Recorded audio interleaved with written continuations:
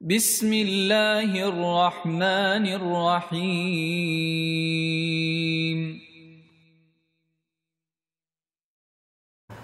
But things were not so easy for the life of Fatima Radiullahu Anha. And after some time, this incident happened. After some time, Allah Ta'ala then gave Muhammad Sallallahu Alaihi Wasallam what? He gave him prophethood. And she was a young girl, around the age of 9, 10 years old, when Allah Ta'ala had given Muhammad Sallallahu Alaihi Wasallam prophethood. And you can imagine, right, a person's youth, your childhood.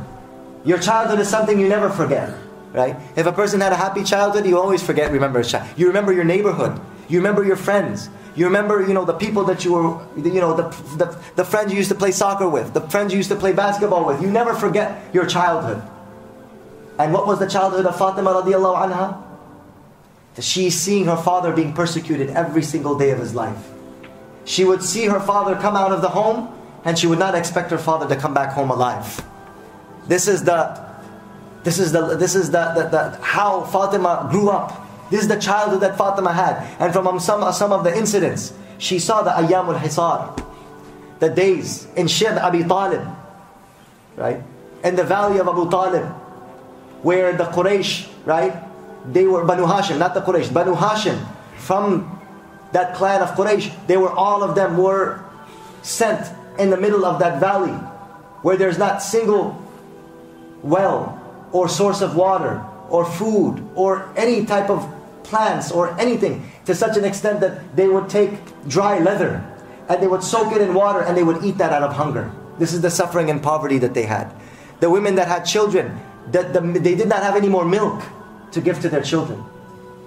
This was the condition that they had gone. And 1 year or 2 years they spent like that, Banu Hashim. And Fatima Radiullahu Anha, imagine, spent her childhood as like a refugee, like being in a refugee camp.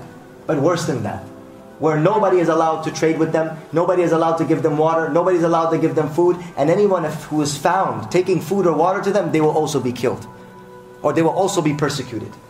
This is what Fatima saw when she was growing up.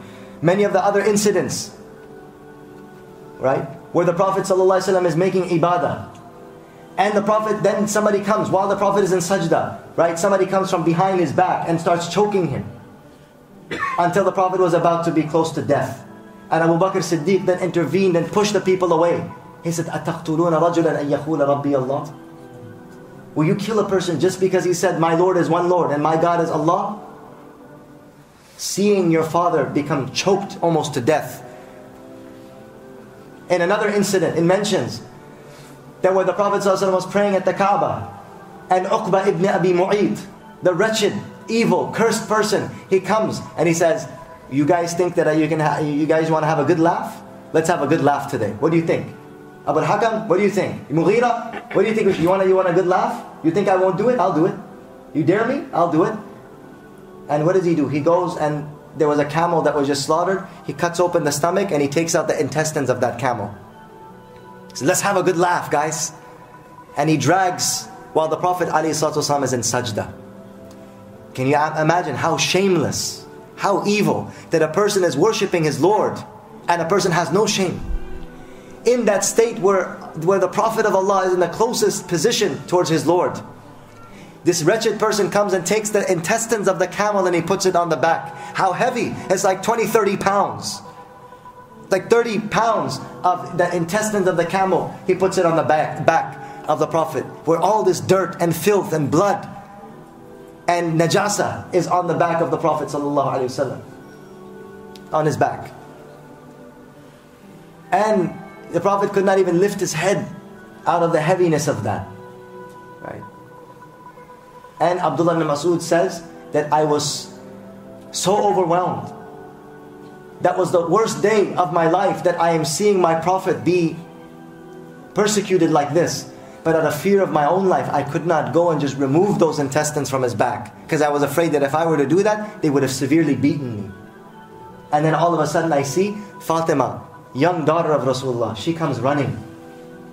And she moves that, and she wipes her father clean with her scarf.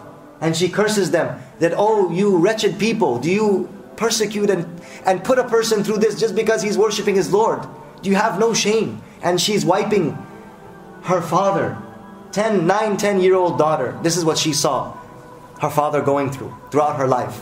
This is the difficulty and the hardship that she went through. This is what she's seen in Makkah Mukarramah.